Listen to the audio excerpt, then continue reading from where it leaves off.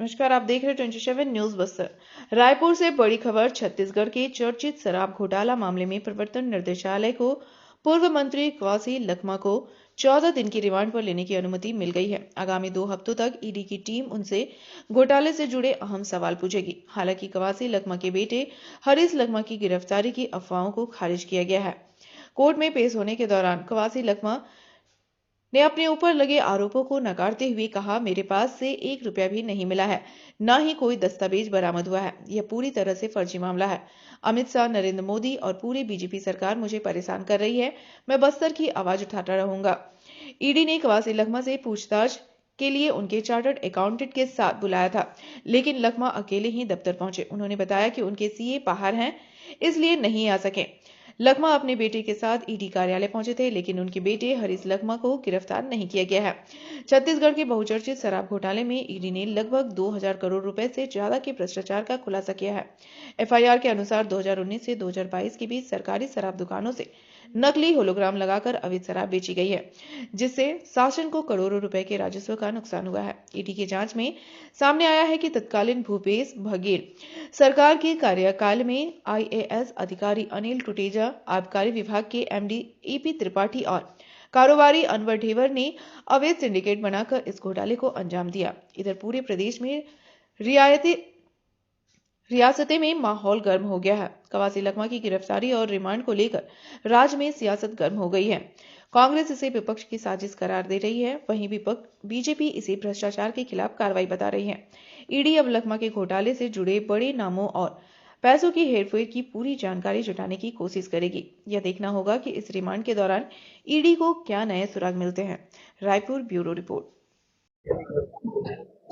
शराब स्कैम का जो इन्वेस्टिगेशन चल रहा है उसके संदर्भ में कुछ एविडेंसेस हमारे पास आए थे, जैसे कि अरविंद सिंह का सेक्शन 50 के रिकॉर्ड किया गया स्टेटमेंट, जिसमें उसने ये बताया था कि 50 लाख रुपए मासिक भुगतान किया जाता था शराब कार्टेल से कवासी लखमा को।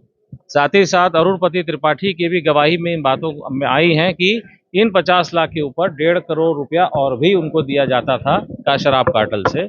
तो कुल मिला के 2 करोड़ रुपया माह उनको जा रहा था।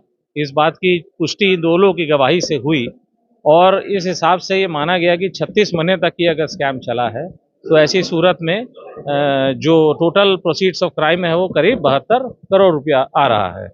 इस मामले में फर्दर इन्वेस्टिगेशन किया गया तो एक्साइज ऑफिसर हैं कोई इकबाल खान है और जैन देवांगन है, इन लोगों ने भी इस बात की पुष्टि करी कि ये लोग पैसा अरेंजमेंट करके उनको भेजते थे और कन्हैया लाल कुर्रे के मार्फत वो बैग्स कलेक्ट भी किए जाते थे सुकमा में। और सेकंड थिंग, एक इम्पॉर्टेंट बात ये भी आई कि जो जगन्नाथ साहू ने भी के यहाँ पे जब सर्चेस वगैरह हुई हैं और इनके बेटे के यहाँ भी जब सर्चेस वगैरह हुई हैं तो कुछ डिजिटल एविडेंसेस हमें प्राप्त हुए हैं।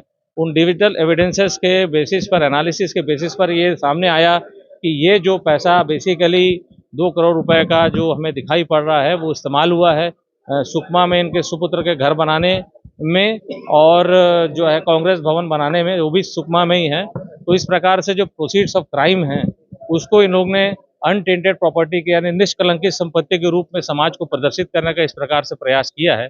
मामले में प्रथम दृष्टया prevention of money laundering act की धारा 3 में दिए गए धन शोधन के अपराध दिखाई पड़े और चूंकि इनके इन्वेस्टिगेशन के दौरान इनका सहयोग बहुत कम रहा और ऐसी संभावना रही कि जो अभी तक इन्वेस्टिगेशन हुआ उसके संदर्भ में हो सकता है कि अन्य मिलने वाले साक्ष्यों को नष्ट कर सकें, नष्ट करने की प्रयास करेंगे। साथ ही साथ जो विटनेसेस और भी हैं जिनको हमने अभी अब समन करके रखा गया है, जो और उनको बुलाया जाएगा, उनको ये किसी प्रकार से प्रभावित करेंगे। इस वजह से हमने इनको आज अरेस्ट करके उनकी दोपहर के 3 बजे हमने अरेस्ट किया है और उनको प्रस्तुत किया था। 14 दिन की हमने कस्टोडियल रिमांड मांगी थी, लेकिन माननीय न्यायालय ने 21 जनवरी 2025 तक की इनकी कस्टोडियल रिमांड हमको ग्रांट करी है।